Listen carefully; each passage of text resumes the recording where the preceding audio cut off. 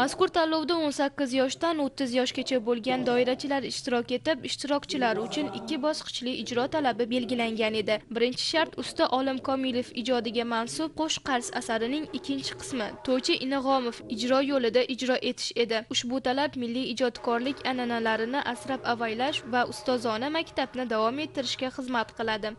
Doirachilar birlashmasi birgalikda marhum ustozimiz, O'zbekistonda xizmat ko'rsatgan artist, mehnat shuhrati ordeni g'olibi Dilmurod Islomov xotirlab, Zarb 2026 ko'rik tanlovini o'tkazamiz. Bu ko'rik tanlovi 1991-yilda O'rta Osiyo bo'yicha boshlangan. Respublikamizning har bir viloyatidan qatnashishga kelishgan bolalar. Farg'onadan, Xorazmdan, Qashqadaryo, Toshkent, Jizzax taklif qilganmiz kelishgan.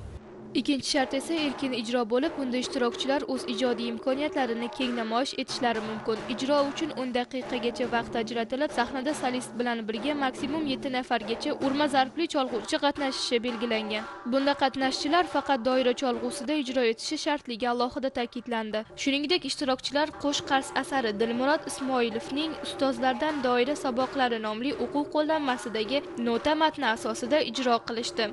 Bu konkursga keldim tomoshabin sifatida. Hozir yaxshi doirachi sozandalar ko'p.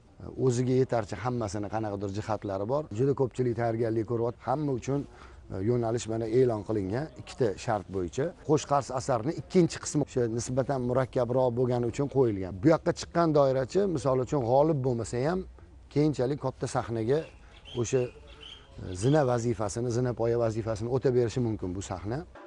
Tanlovga tayyorgarlik jarayonlarida ishtirokchilar uchun barcha zarur materiallar, jumladan nota va audio namunalar O'zbekiston doirachilari jamoat birlashmasining rasmiy sahifasi orqali taqdim etilgan. Bu esa ijrochilarning tayyorgarlik darajasini yanada oshirish va tanlov shaffof hamda adolatli o'tishini ta'minlashga xizmat qiladi. Muqaddamxon Salimova, Quvonchbek Mavlyanov, Poytaxt